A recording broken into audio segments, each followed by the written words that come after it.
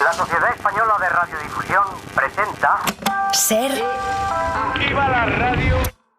Podcast. Siempre. Las 7 de hoy por hoy. Ser Podcast.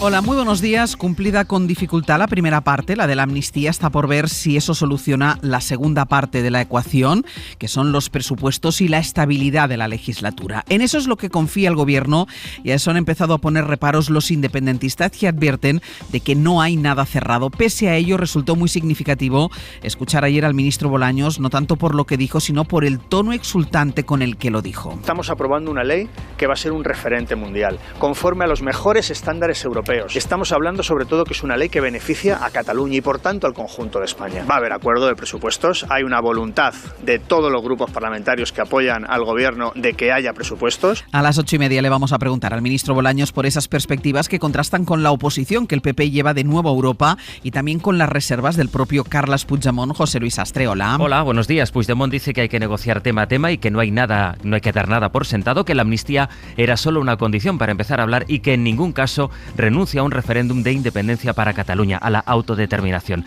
A ese mensaje que puso en redes sociales ya le había puesto voz horas antes la portavoz de su partido en el Congreso, que es Míriam Nogueras. Anem acord, i una cosa és l'amnistia i era la investidura i una altra cosa són els pressupostos generals de l'estat espanyol. Mientras tanto, el Partido Popular pide ayuda a Bruselas. Lo hizo Feijóo en el Congreso del PP europeo. Denunciaba que un gobierno europeo va a dejar impunes delitos gravísimos que atentan, según él, contra el corazón de la misma Unión Europea. Un argumento que secundó el ala más dura del Partido Popular Europeo. Manfred Weber, que decía que Pedro Sánchez es una marioneta en manos de Puigdemont. De esa convención, por cierto, salió también otro mensaje distinto, digamos, la advertencia de Ursula von der Leyen contra el avance de los partidos de extrema derecha. Y remataba esta ofensiva Cuca Gamarra aquí en el Congreso diciendo que la ley de amnistía es corrupta. Ustedes podrán amnistiar a quien quieran, pero les puedo garantizar que la historia no va a amnistiar al Partido Socialista por cometer esta auténtica atrocidad. Del mismo modo que estoy convencida que resulta enormemente decepcionante para sus votantes tener que escuchar en el día de hoy cómo se felicitan por esta transacción corrupta.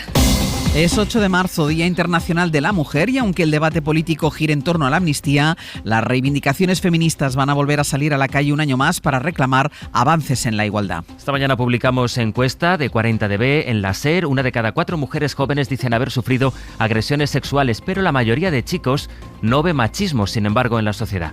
Además, el 20% de la población española piensa que debe ser la mujer quien renuncia a su carrera profesional para cuidar de sus hijos. En El Abierto vamos a ampliar los datos de esta encuesta, a los que sumamos otros ejemplos que evidencian la brecha que todavía existe entre hombres y mujeres. Nosotras, por ejemplo, seguimos cobrando una pensión más baja que los hombres, Javier Ruiz. Sí, las diferencias salariales entre hombres y mujeres no son solo un problema cuando trabajan, lo son especialmente cuando se jubilan.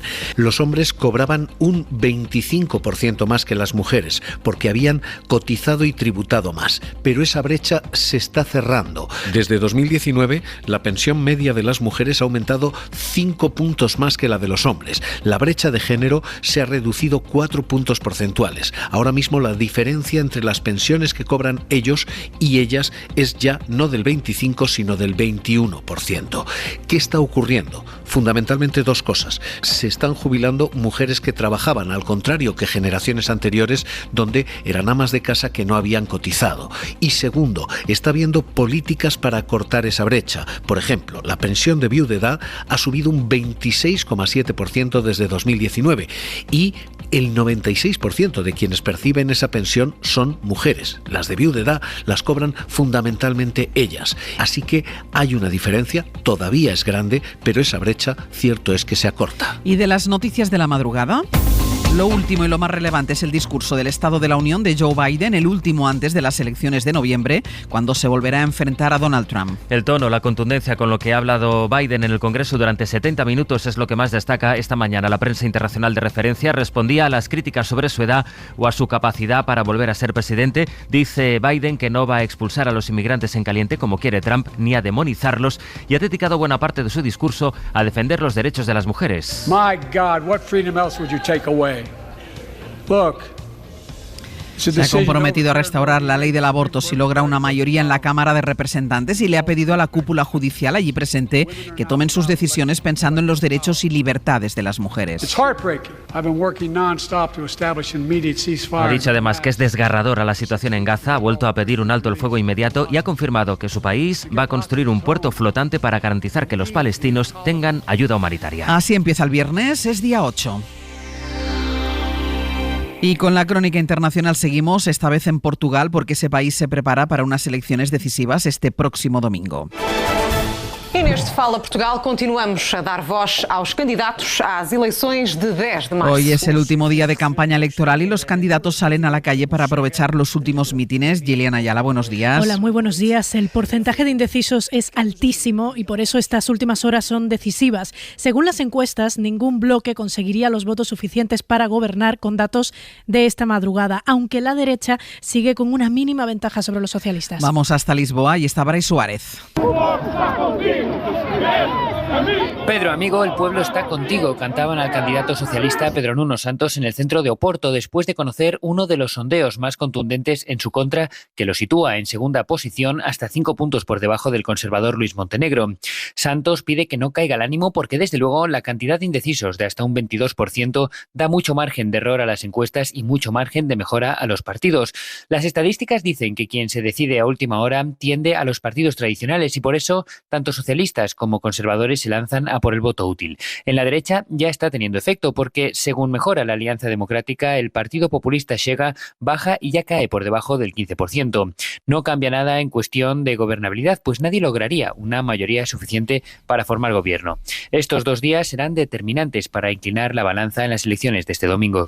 En la crónica económica se ha producido un movimiento relevante en las últimas horas. Un grupo húngaro relacionado con el primer ministro ultra Viktor Orbán ha presentado una OPA, una oferta pública de adquisición por Talgo. El gobierno español ya había dicho que Talgo, que el fabricante de trenes, era una empresa estratégica. El Ejecutivo incluso cree que puede haber intereses rusos detrás de esta operación. No se fía. Edu Hernández, buenos días. ¿Qué tal? Buenos días. La oferta llega por parte del grupo húngaro Gans Mabag a modo de OPA, con la intención de adquirir el 100% de la compañía por 619 millones de euros. Pese a los primeros rechazos por parte de la banca, el grupo ha convencido a los inversores. Tanto es así que la compañía cerró ayer el mercado creciendo por encima del 5%. Uno de los firmantes de la oferta es András Tambor, directivo de la compañía y figura próxima a Viktor Orbán. Trabajó con él como asesor hace unos años. Así que con esto y sabiendo las posiciones cercanas del mandatario húngaro a Putin, el gobierno ya ha dicho que lo rechaza, asegurando que es una empresa estratégica y que harán todo lo posible para evitar que se hagan con el 100% de la compañía. Por su parte, desde Talgo aseguran que lo van a estudiar en detalle con algunas consideraciones como preservar el empleo y la sede en España. A las 9 de la mañana veremos cómo responde la bolsa, el IBEX, a esta OPA. Y esta semana les hemos contado cómo el Bitcoin ha aumentado un 50% su valor este año. También que el gobierno quiere frenar que una empresa pueda escanear nuestro iris a cambio de darnos monedas virtuales. Y todas estas noticias han llamado la atención a la directora de 5 días, Amanda Mars. En los últimos días hemos visto colas de jóvenes dejándose escanear el iris por un puñado de criptomonedas. También hemos visto el Bitcoin, criptoactivo por excelencia, subir un 50% en lo que va de año hasta un récord de casi $69.000. Y de nuevo, colas de jóvenes en los cajeros para canjear esas cripto por efectivo. Y lo habitual en estos casos es preguntarse si vale lo que cuesta. Una pregunta muy humana, pero que en los mercados financieros no se responde con facilidad, porque todo va mucho más allá de lo fundamental y entra en el terreno de la demanda y las expectativas. Y resulta aún mucho más complicado cuando se trata de un activo digital que no representa mucho más que a sí mismo. Las criptomonedas son un activo de riesgo muy elevado y por tanto de emociones aseguradas. Esa montaña rusa y el olor a dinero rápido ha seducido a hordas de jóvenes, pero también a instituciones. Ocurre también con valores supuestamente tradicionales. Se va a cumplir un año de la tormenta bancaria de Estados Unidos y de Credit Suisse en Europa.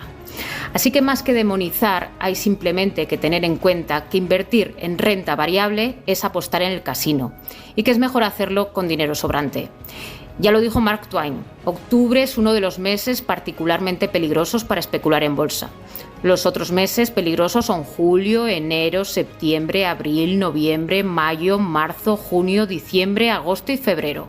O sea, siempre. Hay novedades sobre el caso Koldo. Les estamos contando en la SER cómo la Guardia Civil intervino al asesor del exministro Ábalos, 23 teléfonos, 12 discos duros y 9 armas de fuego. Y hay más. La Guardia Civil también ha identificado a la persona que alertó a los implicados en esta trama de que los estaban investigando. De hecho, eso precipitó las detenciones. La información es de Miguel Ángel Campos. Por primera vez, la UCO identifica sin género de dudas al chivato del caso Koldo, la persona que avisó a la trama de que estaban siendo objeto de una investigación judicial, por lo que se precipitaron las detenciones el pasado 20 de febrero. Y ese soplón, según el último informe policial, es Rogelio Pujalte, el dueño del depósito judicial de Murcia, próximo a la derecha y con numerosos antecedentes penales, quien advirtió a Koldo, en una conversación captada, de que estaba siendo investigado y de que no utilizara la aplicación Telegram para comunicarse, porque podía ser intervenida. Rogelio Pujalte recibió al menos 100.000 euros de la trama y abonó más de 17.000 a Koldo bajo el concepto de préstamo. Está imputado por blanqueo, organización criminal y revelación de secretos. Y febrero ha terminado como el mes más cálido a nivel mundial desde que existen registros. Esa es la conclusión del Servicio de Cambio Climático de la Unión Europea. Se suma así a enero, que también lo fue, así que ya sumamos 2 récords consecutivos de calor en lo que va de año. La temperatura promedio del aire en superficie el mes pasado fue de 13,54 grados a nivel global. Eso es 0,81 grados más que la media entre 1991 y 2020.